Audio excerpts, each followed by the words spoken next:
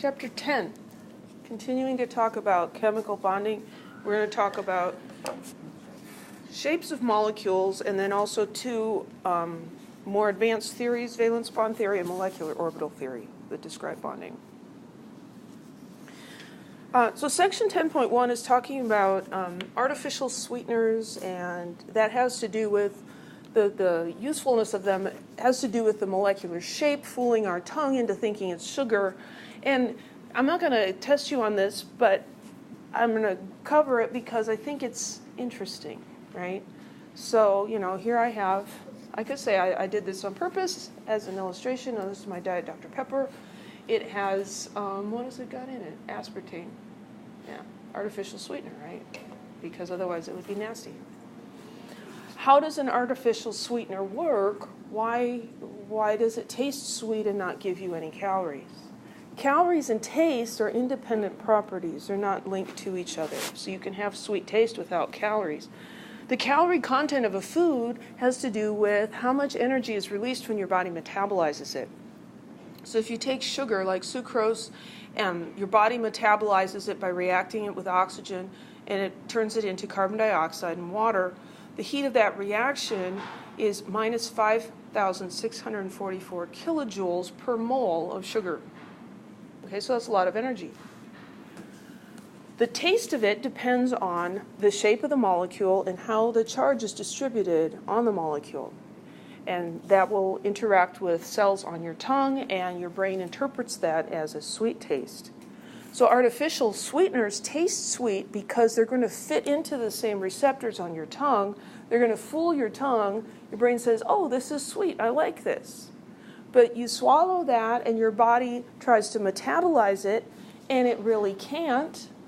And so it just kind of goes along through you and doesn't generate any or much energy as it's metabolized. So you can get the sweet taste without all the energy from the sugar.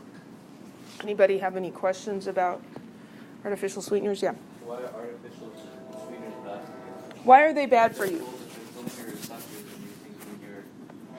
You're having something sweet when it's not giving you calories. So that's an excellent question. Why are they bad for you? And I think a better question might be, are they really bad for you? So it's kind of that's a hot topic, right?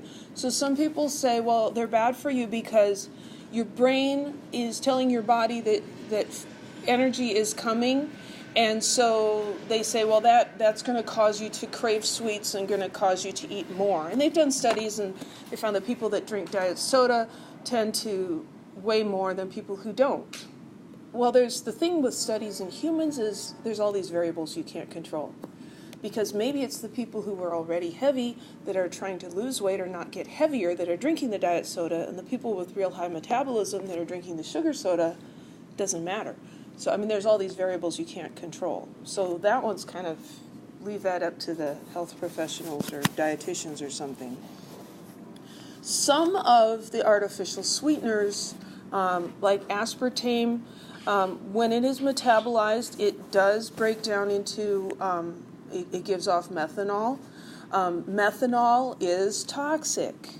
However, the amount of methanol released by the amount of aspartame that you would get in a diet soda is very small. Other foods also contain small amounts of methanol. I believe it's tomatoes. And so I really don't see the methanol argument as being an issue. Aspartame contains amino acids. Your body needs amino acids, not that those are going to be beneficial to you, but personally, I don't have a problem with aspartame. I don't think it's in reasonable quantities is going to hurt you. Now, anything in excessive quantities is going to be a problem. People with phenylketonuria are not able to metabolize phenylalanine, and so they definitely need to avoid that because phenylalanine is one of the amino acids, that's the word, in there, and so that could cause them a lot of problems. Some people get headaches from or other, physiological effects, then definitely avoid that. I I think probably one of the best artificial sweeteners is Sucralose. It has a structure very similar to sucrose, but they've taken a couple of the OH groups and put chlorines in instead. So that's more chemically similar to sugar without still giving you the calories. Then there's stevia, which actually is not technically an artificial sweetener because it's a natural product. And so we tend to think that something that's artificial is automatically harmful, something that's natural is automatically safe, and I would say that both of those assumptions are not correct, because anything in excess is harmful. And artificially synthetic vitamin C is chemically exactly the same as natural vitamin C.